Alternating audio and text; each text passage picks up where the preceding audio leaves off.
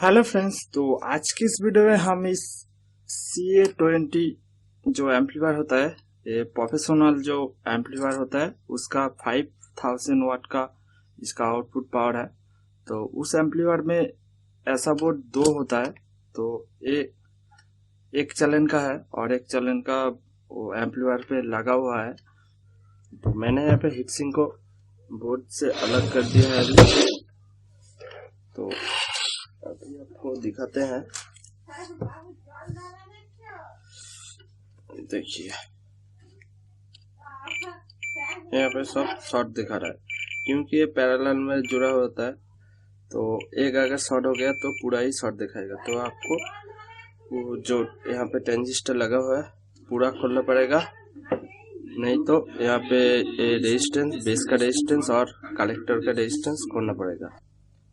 तो मैंने पहले सोचा कि ट्रांजिस्टर को खोल लूँ, लेकिन ट्रांजिस्टर का जो 3 पिन है वो तीनों पिन खोलने में थोड़ा सा दिक्कत हो रहा है। तो मैंने कलेक्टर और बेस का रेजिस्टेंस खोलने की सोची। तो वो काफी आसान है। कलेक्टर का रेजिस्टेंस मैंने पूरा खोल लिया और बेस का रेजिस्टेंस मैंने एक साइड पर खोला। तो उसके बाद जो ट्रांजिस्टर शॉर्ट है वो शॉर्ट दिखाएगा और जो ठीक है वो ठीक ठाक ही दिखाएगा। तो उसके बाद टेस्ट करूंगा कि कौन सा खराब कौन सा अच्छा है। तो जो कलेक्टर का रेजिस्टेंस है वो मैंने खोल लिया। तो वो भी लगभग 0.015। तो चलिए इसको टेस्ट करते हैं। तो चलिए रेजिस्टेंस को चेक कर लेते हैं। ठीक है, ठीक है, ठीक है, ठीक है।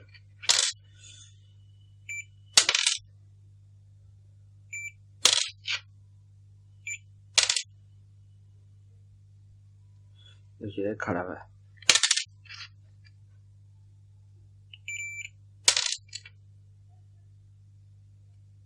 अभी खराब है।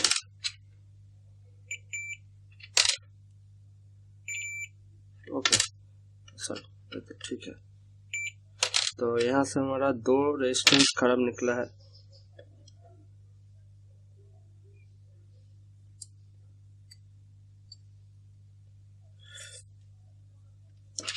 खराब है। चलिए इसका जो बेस का रेजिस्टेंस है वो सारे टेस्ट कर लेते हैं। तो ये भी हमारा खराब है। ये ठीक है, ये ठीक है, ये ठीक है, ये भी ठीक है, ये भी ठीक है। तो ये हमारा खराब है।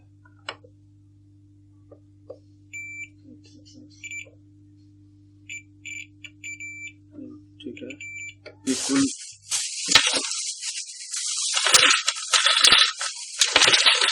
इतना होगा। सो इतना ट्रांजिस्टर इसके अंदर लगेगा। तो एक के बाद एक लगाएंगे।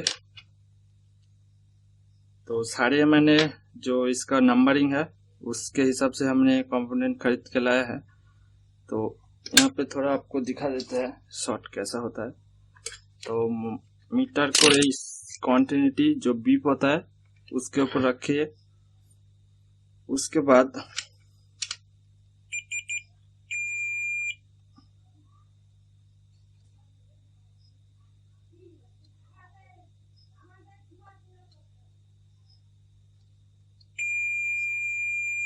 तो ये शॉर्ट है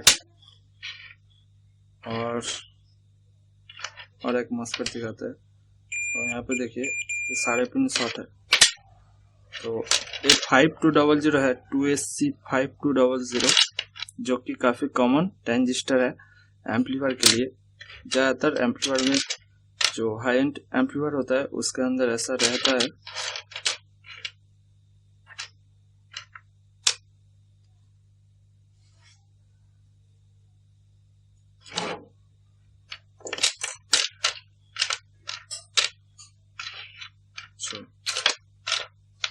ये रहा हमारा एक खराब 5200 है। तो ये भी देखिए शॉर्ट है। तो अगर हम नया को टेस्ट करेंगे तो कुछ ऐसा दिखाएगा। ये हमारा बेस है, कलेक्टर इमिटर, लेकिन यहाँ पे पूरा शॉर्ट दिखा रहा है। तो ये पकड़ना काफी आसान है। आप पूरा ट्रांजिस्टर को अलग खोल लो, उसके बाद हर ट्रांजिस्टर को टेस्ट कर लो। पहले आप जरूर देख लेना कि ये जब बोर्ड पर लगा होगा, ऐसे ही आप यहाँ पे टेस्ट कर सकते हो। अगर यहाँ पे शॉर्ट दिखा रहा है तो आपका बोर्ड का जो ट्रांजिस्टर है वो शॉर्ट है। अगर हर ट्रांजिस्टर शॉर्ट ना भी हो, लेकिन कुछ शॉर्ट होगा ही होगा। तो ज्यादा कॉन्फर्म करने के लिए आपको पूरा ट्रांजिस्टर खोलना पड़ेगा। और यहाँ पे एक MJ350 है, तो यहाँ पे नंबर कुछ अलग था, वो हमको नहीं मिला। यहाँ पे था हमारा, चलिए यहाँ पे लिखा जाएगा। तो ये मैंने यहाँ से खोला है, तो यहाँ पे था KAC 350 340 और 350 एक NPN और PNPN ट्रांजिस्टर है। एक ही काम करता है, NPN और एक PNPN। उसका जो डाटा शीट है एक ही है, सिर्फ NPN और PNPN का फर्क है। तो चलिए सारे कंपोनेंट को सही जगह पर प्लेस करते हैं। तो ये आप ध्यान में रखिएगा कि जो कंपोनेंट जहां से खोले हैं, लगभग यहाँ पे ज्यादातर कंपोनेंट दिखने में एक ही दिख रहा होगा, लेकिन यहाँ पे देखिए ये ट्रांजिस्टर दिखने में एक ही है, लेकिन एक NPN है एक PNPN है। और यहाँ पे भी इसको, तो यहाँ पे ट्रांजिस्टर भी एक जैसा दिख रहा होगा, लेकिन यहाँ पे भी एक N चैनल मॉस्फेट है, एक P चैनल मॉस्फेट है। तो बस यही कुछ था। तो यहाँ पे जितना सारा कंपोनेंट है यहाँ पे प्लेस करना होगा। तो चलिए फटाफट से प्लेस करते हैं। तो यहाँ पे मैंने 4 ट्रांजिस्टर लगा हुआ है, तो ये असल में सही है, ये हमने मीटर पर टेस्ट किया था, सही है। तो फिर भी मैं इसे नहीं लगाऊंगा, क्योंकि अगर खराब होगा, सब ट्रांजिस्टर मीटर पे सही नहीं दिखाते। ये शॉर्ट तो नहीं है, लेकिन शायद इसका आउटपुट ना आए, तो इसलिए मैं इसको नहीं लगाऊंगा। यहाँ इसके जगह मैंने नया ट्रांजिस्टर लगाऊंगा। तो चलिए इसको यहाँ पर लगाते हैं। तो और एक चीज, यहाँ पे एक सेपरेटर है। तो ये जो सेपरेटर है, आपको इसको सही से लगाना है कि कहीं अगर इसका जो सरफेस माउंट है यहाँ पे, जो इसके साथ टच नहीं होना चाहिए, क्योंकि यहाँ पे बहुत सारा कंपोनेंट है जो कि अलग अलग वोल्टेज वेरी करता है। तो उसके हिसाब से इसके साथ कोई भी कंपोनेंट नहीं टच होना चाहिए। तो इसलिए यहाँ पे सारे लगा हुआ है। तो इसको आपको देख के लगाना होगा कि कहीं इसके साथ टच ना हो जाए। तो जिस साइड का कंपोनेंट उस साइड पर ही लगाइए। तो इस साइड मैंने 5200 होगा शायद, 1943 है, तो इस साइड का 1943 होगा।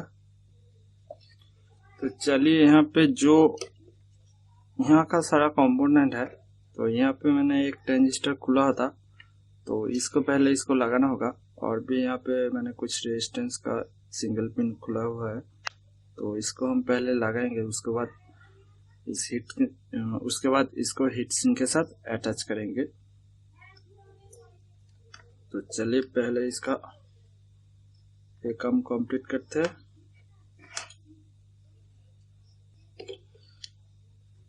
तो चलिए यहाँ पे जो इसका नंबर था वही यहाँ पे लगा रहा हूँ।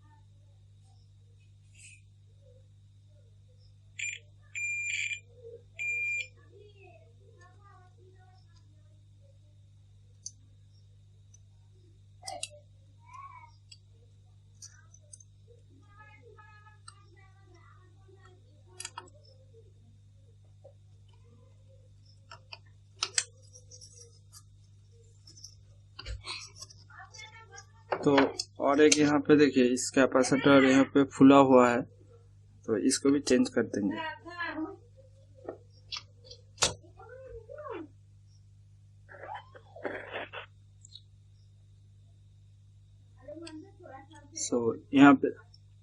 यहाँ पे इस कैपेसिटर को मैंने खोल दिया और यहाँ पे मैंने इसके जगह नया अच्छा कैपेसिटर लगाऊंगा।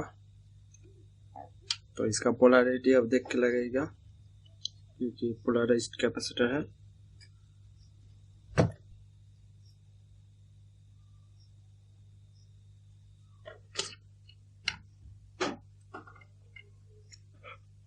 तो यहाँ पे देखिए रेजिस्टेंस भी खराब हो गया, तो इसको भी टेस्ट चेंज कर दिया था, तो इसको भी चेंज करते हैं। तो इसका जो वैल्यू है एक 220 ओम्स का है और एक 100 ओम्स का।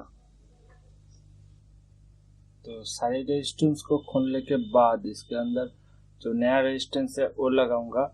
और भी बहुत सारे जो चीज़ है, कुछ ट्रांजिस्टर है वो हमने टेस्ट करके खोल के उसके अंदर लगाया है, क्योंकि सब हर कंपोनेंट जो पीसीबी है उसके अंदर टेस्ट नहीं हो सकता।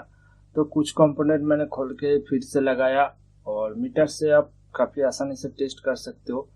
तो उसके बाद इसके अंदर लगा लिया, क्योंकि अगर हम बड़ा ट्रांजिस्टर और हीटसिंक इसके साथ अगर लगा देंगे तो हम जो छोटा कंपोनेंट है वहाँ तक हमारा जो सोल्डरिंग आयरन है वो नहीं पहुँच पाएगा, तो तब आपको काम करने की थोड़ा सा प्रॉब्लम होगी। तो इसलिए जो जितना सारा छोटा कंपोनेंट है पीसीबी के अंदर, तो उसको आपको पहले जो खराब रही है वो पहले ढूंढ के निकाल के वो चेंज करने के बाद आप बाहर में जो बड़ा ट्रांजिस्टर है वो लगाना पड़ेगा। तो सारे कंपोनेंट को हम टेस्ट करने के बाद जो हमारा मेन ट्रांजिस्टर है 5200 और 1943 और कुछ मॉसफेट था, तो उसके नंबर के हिसाब से हम सारे कंपोनेंट लगा लिए हैं। उसके बाद जो इसका रेजिस्टेंस है वो भी हमने जो खराबी था, शायद उतना छोटा रेजिस्टेंस नहीं मिलेगा, तो इसलिए मैंने यहाँ पे बड़ा रेजिस्टेंस लगा दिया, लेकिन इसका वैल्यू एक ही है। तो उसके बाद यहाँ पे टेस्ट कर रहा हूँ कि इसका जो शॉर्टिंग है वो ठीक हुआ कि नहीं। तो उसके बाद जो हीटसिंक के साथ इसका कलेक्टर का टच वो भी देखना पड़ेगा, क्योंकि अगर कोई भी कंपोनेंट अगर हीटसिंक के साथ कनेक्ट हो गया तो प्रॉब्लम आ सकती है। कोई भी वोल्टेज एक्चुअल में बॉडी के साथ ग्राउंड रहती है, जो हीटसिंक है वो बॉडी के साथ ग्राउंड रहती है। तो चलिए यहाँ पे CA20 मशीन के अंदर इसको फिट करना होगा। तो अगर आप CA20 जो एम्पलीफायर मशीन है वो आपको अगर पहले कभी देखा होगा कि अगर ऑपरेट किया होगा तो आपको पता होगा कि उसके सामने का पोर्शन में 4 LED रहता है, जो कि इंडिकेट करता है कि आपका मशीन ऑन है कि नहीं और आपका मशीन ठीक ठाक है कि नहीं। तो वही कुछ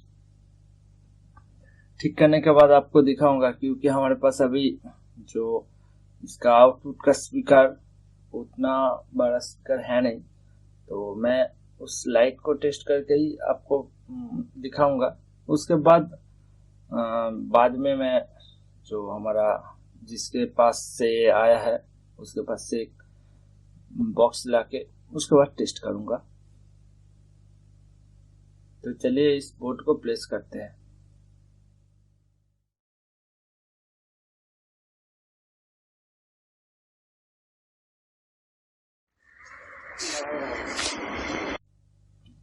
तो इस साइड का चैलेंज का जो पीसीबी है वो हम यहाँ पर प्लेस करेंगे।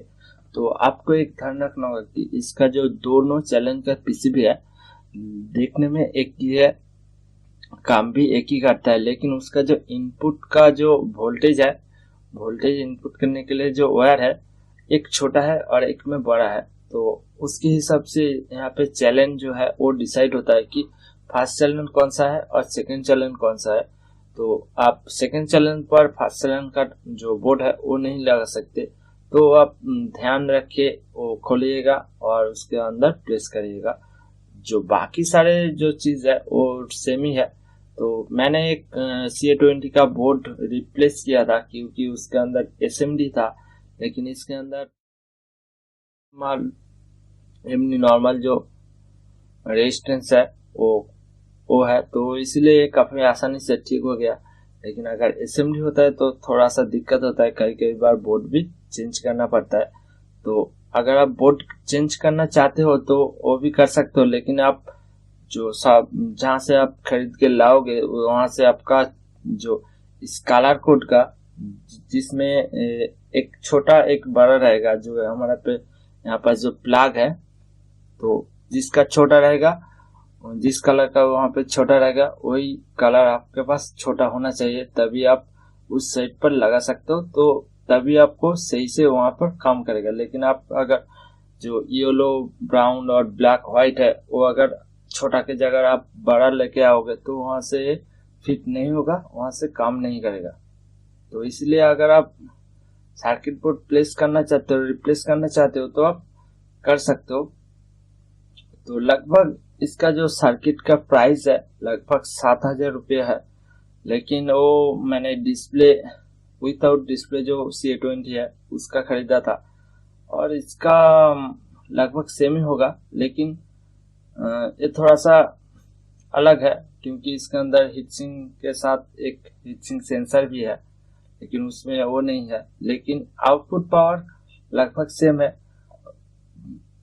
और जो ग्रीन कलर का जो PCB है वो जो विदाउट डिस्प्ले है वहां पे रहता है, तो उसका जो ट्रांजिस्टर का क्वांटिटी है थोड़ा सा ज्यादा है। तो चलिए यहाँ पे मैंने हीटसिंक का वायर को प्लेस कर रहा हूँ। तो लगभग हमारा वायरिंग कंप्लीट हो चुका है। खोलना और लगाने में कोई दिक्कत नहीं है क्योंकि यहाँ पे जो सारी जो कनेक्टर है वो लगभग एक ही जगह पर ही लगेगा, आप दूसरे जगह पर नहीं लगा सकते। तो काफी आसानी से आप खोल और लगा सकते हो।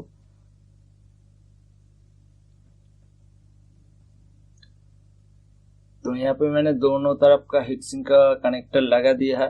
तो अभी यहाँ पे देखिए इसके अंदर 4 जो वोल्टेज है वो माइनस और प्लस में रहता है। क्योंकि ये क्लास H एम्पलीफायर है इसलिए यहाँ पे वोल्टेज बहुत सारे है। जो 50 वोल्ट है वो हमारे जो आउटपुट स्पीकर है उसके लिए दिया हुआ है, और उसके ऊपर 70 वोल्ट है जो कि इसके अंदर जो छोटा छोटा कंपोनेंट है वो चलता है, और एक वोल्टेज है 110 वोल्ट, वो भी इसके अंदर दिया हुआ है, उससे भी कुछ काम होता है। तो जो मेन हाई एम्पियर है वो 50 वोल्ट है, तो वो प्लस माइनस दोनों तरफ से रहता है, प्लस 50 और प्लस माइनस 50 और प्लस 70 और माइनस 70, और ग्राउंड तो सभी का कॉमन है। तो यहाँ पे सारा जो वायरिंग है वो हमने कंप्लीट कर चुका हूँ।